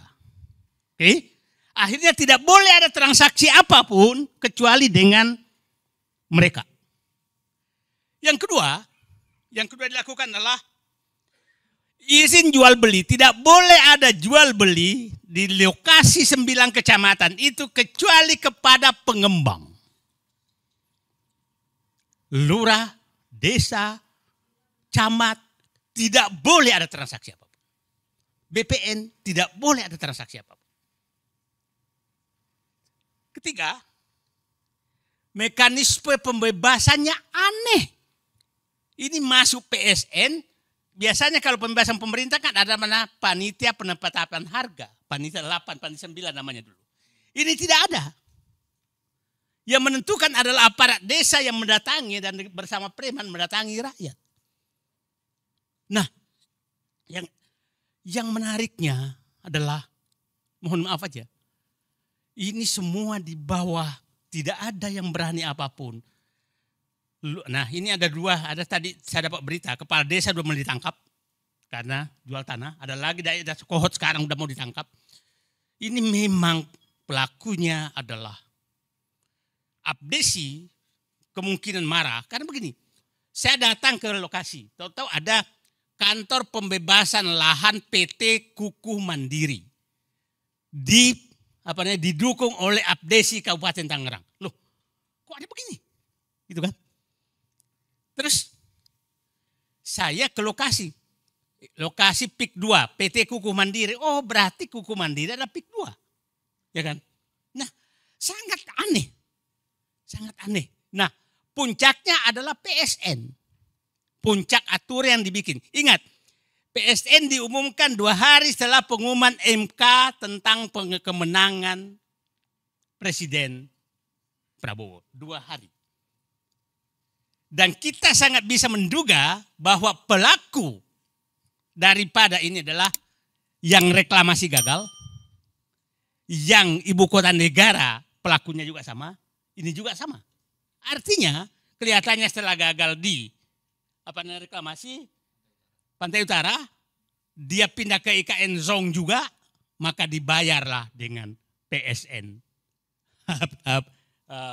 Pik 2. Nah, kenapa sih mereka menunggu PSN? Coba kalau PSN itu kan ada 6 fasilitas yang akan diberikan. Satu adalah kemudahan perizinan. Itu faktanya terjadi. Yang kedua kemudahan pembiayaan. Artinya bisa minjem. Yang ketiga ada jaminan resiko termasuk resiko politik. Kan gila ini. Jadi kalau ada nanti masuk resiko politik maka negara yang tanggung. Yang ketiga pembebasan anggaran gejolak sosial. Jadi kalau ada gejolak sosial maka negara harus menyiapkan anggaran untuk, mungkin juga anggaran untuk melaporkan Said Didu juga dibiayai negara kali ini. Kita nggak tahu. Nah, yang kelima adalah kemudahan penyelesaian masalah hukum di kemudian hari. Yang ketujuh tax holiday dan bebasan pajak-pajak lagi. Itu yang terjadi. Nah, diseberangkan ke swasta. Sekarang saya masuk ke fakta lapangan. Yang terjadi pemaksaan penjualan. Pemaksaan penjualan bagaimana caranya? fakta teman-teman, Pak Samsir, Pak ini saya berharap bapak-bapak punya waktu nanti kita ke sana hanya 2 jam dari sini untuk melihat faktanya. Gimana orang tidak menjual? Kan begini, di sana tuh kalau Anda akan menjual, dia selalu menyatakan kami tidak mau membeli kalau Bapak nggak mau. Iya, tapi kamu dikepung. Saya punya tanah di sana yang sering pakai. Saya tapi 30 tahun lalu udah punya. Sawah saya tuh nggak bisa lagi saya garap karena irigasinya sudah ditutup oleh mereka. Itu tanah Said Didu. Orang-orang lain semua menghadapi hal seperti itu. Pemaksaan penjualan. Terus mau dijual kemana? Saya akan tradisikan tidak boleh ada jual beli kecuali kepada pengembang. Nah akhirnya berapapun, luas berapapun maka harus dijual ke mereka. Nah faktanya juga yang bertahan dulu ada di wilayah mana laporannya harganya masih tinggi, tahu-tahu sudah dikepung dipaksa menjual dengan murah karena nggak ada jalan lagi banjir dan lain-lain. Nah itu yang pertama. Yang kedua pemaksaan harga. Tidak ada namanya tuh harga berapa, maunya 50.000. Kalau nggak mau ya nggak, nanti ditimbun aja. Nah sekarang sudah mulai terjadi penimbunan tanpa, saya kemarin baru turun setahun lalu sudah dikasih uang muka karena terpaksa, sudah lebih setahun sudah ditimbun tapi belum dibayar-bayar. Banyak yang terjadi dengan harga 50.000 loh Pak, bukan harga. Coba bayangkan Pak, masa tanah segitu di pinggir jalan loh Pak, pinggir jalan raya tuh 50.000. Nah karena sama semua. Pemaksaan harga. Yang ketiga itu pemecah belah keluarga. Ada beberapa keluarga, apalagi yang punya keluarga ASN, maka pasti ditekan ASN-nya. Supaya mempengaruhi keluarganya untuk menjual. Ada saya tahu kepala dinas di Tangerang, Kabupaten Kerang, itu dikasih pilihan. Betapa pemaksaan seperti itu. Ada kemarin itu masuk, disuruh saling melapor keluarganya. Habis itu masuk penjara, terpaksa dia jual tanahnya. Ini pecah belah antar keluarga di bawah. Nah itu terjadi. Kemudian kalau keterlibatan aparat itu sangat nyata. Nggak ada tempat sama sekali untuk mengadu. Kalau saya ke lokasi, tahu ada motor ngiung nggak jelas tuh. Itu benar-benar wilayah yang sudah tidak ada pemerintah. Saya pikir Bapak-bapak dan Ibu menyaksikan bagaimana laut di Pagar. Adakah angkatan laut teriak? Adakah kepala desa teriak? Adakah camat teriak? Adakah tentara teriak bahwa laut tidak boleh dipagar? Enggak ada.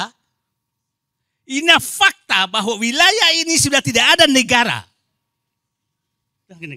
Itu fakta. Kan udah viral di mana-mana tuh. Apa namanya? Pagar laut dipagar sekian kilometer, nggak ada tuh yang teriak. Nah, ini kalau ini terjadi, saya katakan tadi, wilayah ini terbentang di 9 kecamatan dan saya perkirakan luasnya sampai 100.000 hektar. Perkiraan saya. Luas Singapura 73.000 hektar loh. DKI Jakarta 63.000 hektar. Ibu kota negara 53.000 hektar. Ini 100.000 hektar. Kalau sampai ke Merak, karena saya ini kemungkinan sampai Merak itu bisa sampai 150.000 hektar. Nah, orang menyatakan hanya 100 sebentar. Bapak kalau nanti punya waktu masuk ke batas PIK 2 sampai sekarang jalannya tuh dibangun sampai batas Sungai Cisadane, Sungai Kohot. Itu 35 km, Pak. Baru 2 kecamatan.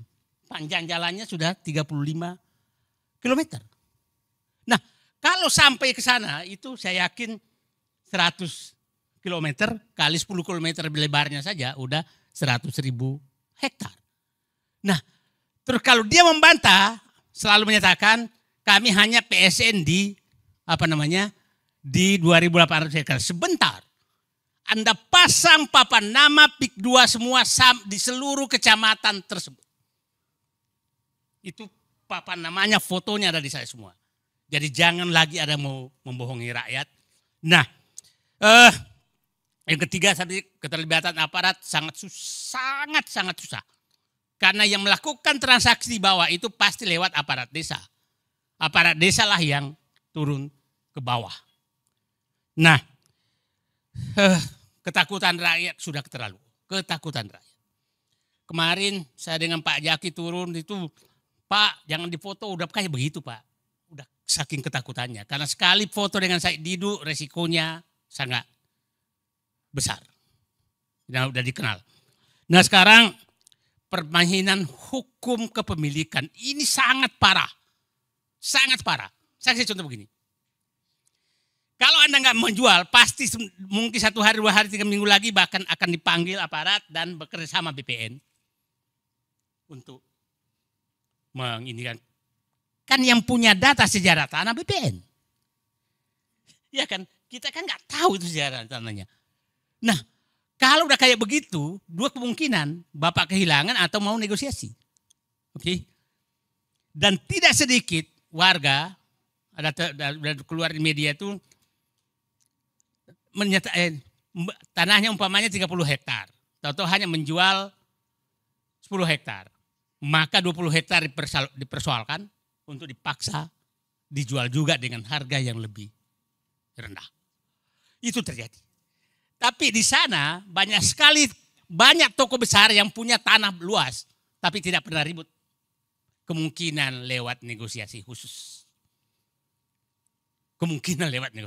Oke, nah sekarang saya ingin mengatakan bahwa itulah yang terjadi di sana. Jadi saya ingin menyatakan Pak Amsari, perjuangan PSN PIK 2 ini adalah perjuangan untuk menghentikan hegemoni penguasaan negara oleh kelompok tertentu. Bukan sekedar bukan sekedar bahwa memang kita harus membela rakyat. Yang kedua adalah kita menghentikan agar tidak terjadi negara dalam negara. Yang ketiga, kita tidak mau ada enklave yang dikuasai oleh, mohon maaf, siapa tahu Sarah, etnis tertentu yang sangat eksklusif. Itu kita nggak mau. Negara ini bukan negara seperti itu. Jadi pada kesempatan ini saya hanya menghimbau kepada Presiden terpilih, gunakanlah patriotismemu, gunakanlah nasionalismemu, gunakanlah jiwa kerakyatanmu, jiwa keadilanmu untuk satu, menghentikan semua PSN yang ditujukan untuk swasta. Itu satu. Dimanapun. Yang kedua, hentikan bahwa ada wilayah eksklusif di negeri ini. Itu tidak boleh ada wilayah eksklusif. Kenapa? Eksklusif di negeri ini bahaya sekali. Negara ini sangat bahaya. Nah, kita tahu tetangganya PIK 1, PIK 2 itu sangat eksklusif. Nanti kalau ini 100.000 eksklusif, maka mungkin akan dibentuk pemerintahan istimewa. Kita nggak tahu. Politik bisa dibayar. Nah, ya udah wilayah semua begitu. Nah, terakhir saya ingin menggugah kepada pengembang, berhentilah zolim. Saya punya hitungan gini Pak Amsari. Mereka menjual tanah yang dekat laut itu 36 juta per meter. Yang dekat laut, dekat sungai. Yang di tengah-tengah 21 juta per meter. Kalau saya rata-rata berarti harga jual 25 juta per meter. Saya bilang begini, belilah tanah rakyat 1 juta. Oke. Sogoklah pemerintah, politisi, aparat 1,5 juta per meter, berarti 15 miliar per hektar. Saya izinkan nyogok. Berarti lebih tinggi sogoknya dari harga tanah kan. 2,5 juta per meter ongkosnya. Biaya pematangan lahan 2,5 juta juga deh, 5 juta. Oke. 5 juta kali 1,4 karena ada fasilitas sosial 40%. Maka saya perkirakan berarti 6,5 juta rupiah biaya tanah. saya masukkan bunga bank 50%, maka kosnya kira-kira 1 meter itu, karena itu 9 juta rupiah. 9 juta rupiah. Anda jual 25 juta rupiah, berarti Anda masih untung 16 juta. Kurang biadab apa kalian mau membeli tanah rakyat 50 ribu? Anda masih bisa untung. Saya izinkan loh nyogok Pak. Bayangkan Muhammad Said Didu mengizinkan menyogok. Nah tapi di mana? Itu kan hitungannya sederhana. Karena saya tahu harga tanah. Saya katakan ke mereka, kalau Anda sudah beli tanah rakyat 1 juta rupiah per meter, maka Said Didu berdiri di depan membela Anda. Tapi kalau Anda zolim membeli tanah rakyat dengan 50 ribu rupiah, maka kita, bukan Said Didu berhadapan, seluruh rakyat Indonesia akan berhadapan dengan Anda terhadap kezaliman Anda yang didukung oleh pemerintah lewat PSN. Itu saya pikir ulasannya. Terima kasih. Assalamualaikum warahmatullahi wabarakatuh.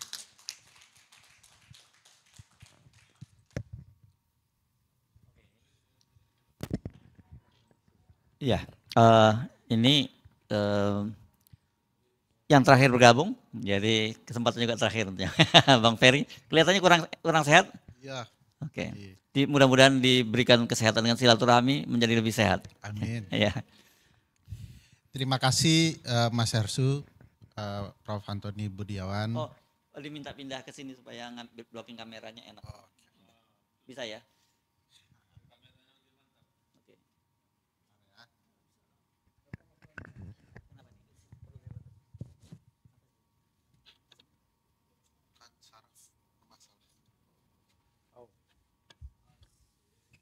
Oke, sambil break saya jalan. Ya, oke. Ya. Oke, gimana, udah bagus blocking kamera? Nah, penting itu. Oke, yuk.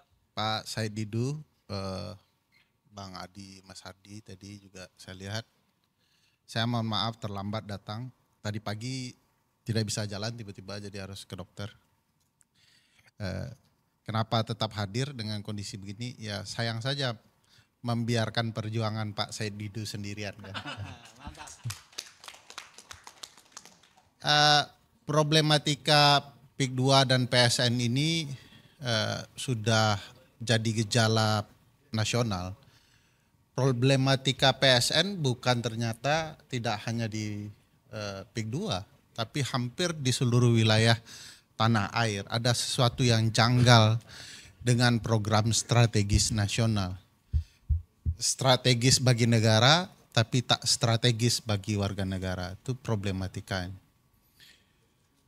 Salah satu kecacatan besar dari program strategis nasional ini, kalau kita mau sigi dari perspektif Undang-Undang Dasar, yang saya sadar betul Mbak Bibip pasti mengurai hal yang sama.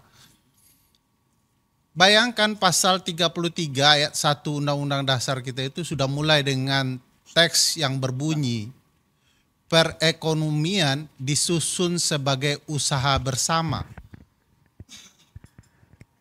Dengan pendekatan azas kekeluargaan. Pertanyaan besarnya, di mana sifat perekonomian dengan sebagai usaha bersama? Bersama siapa? Begitu ya. Atas azas kekeluargaan yang mana? Keluarga siapa? Keluarga Pak Said Didu yang ada di wilayah tanah beliau atau keluarga Pak Mulyono kan? Ini keluarga bisa macam-macam gitu ya. Jadi pendekatan konstitusional saja di titik awal merencanakan gagasan PIK 2 ini sudah bermasalah. Belum kalau kita menggunakan pendekatan pasal 33 yang lain ya, misalnya bumi, air, dan kekayaan yang terkandung di dalamnya dikuasai oleh negara untuk sebesar-besarnya kemakmuran rakyat. Pertanyaannya lagi, rakyat siapa? Rakyat yang mana? Apakah rakyat yang disebutkan oleh Pak Said Didu menguasai perekonomian kita? Atau rakyat yang kemudian secara politik telah menyumbang ratusan miliar dana untuk kepentingan politik kelompok tertentu? Maksud dibentuknya pasal ini adalah seluruh rakyat Indonesia. Bagi saya, kalau kemudian program strategis nasional itu tidak strategis bagi seluruh rakyat Indonesia, maka dia bukanlah sesuatu yang konstitusional. Dia pasti inkonstitusional. Nanti tadi sempat diceritakan soal bagaimana laut dibatasi, diberi pagar. Nanti kalau cerita soal pasal 28H, ya, soal betapa lingkungan hidup harus baik, jadi tempat tinggal yang baik bagi seluruh warga negara Indonesia, ini juga jadi masalah. Belum lagi kalau kita bicara pasal-pasal hak. Pasal-pasal hak, pasal 28 jenisnya banyak sekali di Undang-Undang Dasar itu memberikan jaminan. Tidak hanya untuk sekedar setiap orang, tetapi juga jaminan bagi setiap warga negara. Bayangkan pilihan kalimatnya, setiap warga negara berhak untuk hidup. Nah, kalau tanah-tanah bisnis itu kemudian diperuntukkan untuk segelintir orang, sudah pasti ini tindakan-tindakan yang melanggar hak orang, hak setiap warga negara. Pertanyaan besarnya, kok bisa negara mengabaikan konstitusinya? Kok bisa pemerintahan tidak baca undang-undang dasar dan kemudian menentang undang-undang dasar itu? Saya punya keyakinan bahwa undang-undang dasar itu adalah sesuatu yang embodied, ada di diri orang. Orang tahu kebutuhannya dan pasti itu dibicarakan di undang-undang dasar. Lalu kenapa tidak ada kesadaran pemerintahan? Ya sederhana, pemerintahannya punya kepentingan yang lain. Ya daripada membela Pak Said Didu, lebih bagus yang membela saya di bisnis pemilu kemarin. Imbal jasanya jelas gitu ya. Peduli apa dengan Pak Said Didu dan seluruh warga negara Indonesia. Kalaulah perspektif seperti itu ada di kepala, maka seluruh kebijakan bernegara pasti bertentangan dengan Undang-Undang Dasar. Pasti. Bayangkan berapa banyak warga negara yang jual beli tanahnya tidak berimbang, tidak patut, ada dampak lingkungan hidup yang rusak. Lembaga negara mana saja yang kemudian bicara?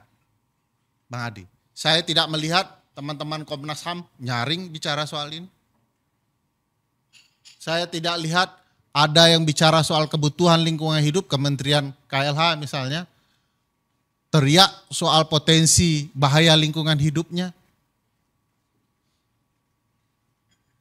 Kita tidak melihat ya, sesuatu yang kemudian potensi mengganggu hajat hidup orang banyak, kemudian dipertanyakan bersama-sama. Jadi kita termasuk bersyukur ya, ada orang-orang seperti Pak Said Didu yang berteriak nyaring, menyadarkan kita bersama, agar kemudian hak-hak bersama diperjuangkan. Walaupun mungkin sebentar lagi beliau akan dipenjara. Nggak apa-apa Pak. Dalam perjuangan itu pilihannya menang atau dipenjara, nggak apa-apa. Saya yakin Pak Said Didu tidak sendirian. Memenjarakan Pak Said Didu itu berarti memenjarakan ratusan, mungkin jutaan orang.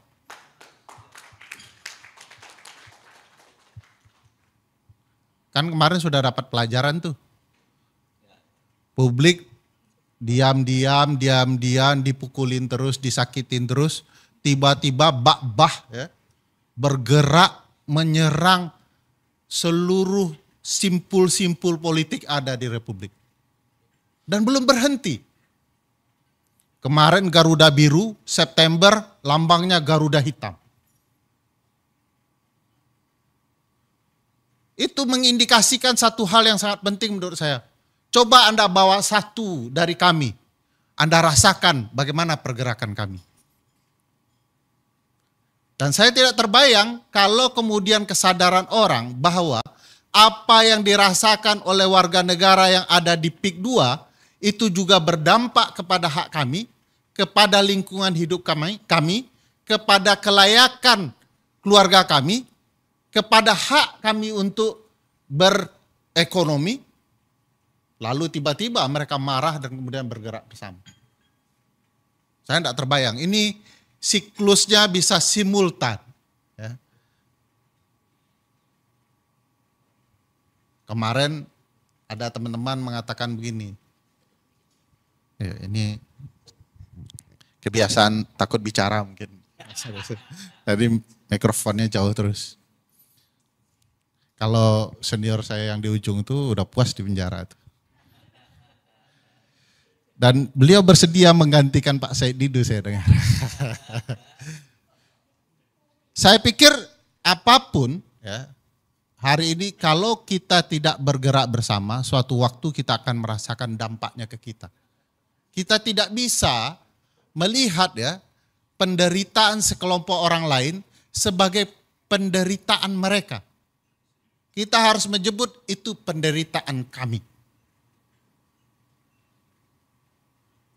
Dan apa yang terjadi di program-program strategis nasional, kan juga kita bisa ketahui ya di beberapa daerah itu jadi masalah. Saya ingat Komodo jadi masalah. Di daerah sini juga sudah dikuasai pebisnis yang menjadi objek pariwisata. Saya lupa di satelit Jakarta ini. Yang dijadikan oleh satu pebisnis Pak Haritanu. Lido. Nah, PIK 2 juga sudah kian besar dan saya pikir tanah yang dikuasai luar biasa. Saya tidak tahu ya apakah kemudian Jakarta dan sekitarnya begitu penting sehingga kemudian seluruh tanah mau diambil oleh kelompok bisnis tertentu dan nanti ibu kota dipindahkan gitu ya. Nanti rumusan bisnis itu akan juga ada di seputaran Jakarta. Menariknya, kawasan aglomerasi yang termasuk pasti PIK di dalamnya, itu bukan kebetulan ya, dikuasai oleh wakil presiden kita ke depan. Menurut Undang-Undang Daerah Khusus Jakarta. Jadi bisa menarik juga ini ke depannya akan seperti apa. Dan Jakarta itu adalah kota dengan ratusan triliun uang yang bisa dikelola oleh siapapun termasuk oleh orang yang nanti akan menguasai kawasan aglomerasi. Jadi ada kepentingan bisnis luar biasa antara pebisnis dan yang berkuasa. Antara kita yang kemudian menonton bagaimana mereka dengan sombong ya menggunakan kekuasaannya dan para penguasa yang tidak pernah melihat kita dan kebutuhan kita. Nah, menurut saya kalau secara konstitusionalnya ini sudah terang benderang ada problematika PSN tidak boleh melanggar pasal 33, pasal 28, pasal 28D soal kepastian hukum dan lain-lain. Dan tidak boleh merugikan warga negara kita dalam hal dan keadaan apapun. Nah, saya merasa ya ini juga satu titik penting. Kalau kemudian ini gagal kita perjuangkan, bukan tidak mungkin ini akan berimbas kepada isu-isu yang lain dengan kegagalan-kegagalan yang lain. Mari kita buat ini berhasil. Kemarin kalau Garuda Biru bisa berhasil, saya yakin Garuda Hitam juga harus berhasil. Kalau perlu sampai tumbang. Gitu ya. Sekian, terima kasih. Assalamualaikum. Tadi disebut-sebut itu ada yang berpengalaman di penjara gitu ya. Coba kita minta ke depan dulu, Bang Jumhur untuk menyampaikan sesuatu. Diam-diam kita udah mulai curiga kalau dia diam-diam di pojok begitu kan. Ada mic di situ. Silakan. Bunyi ya? Ya.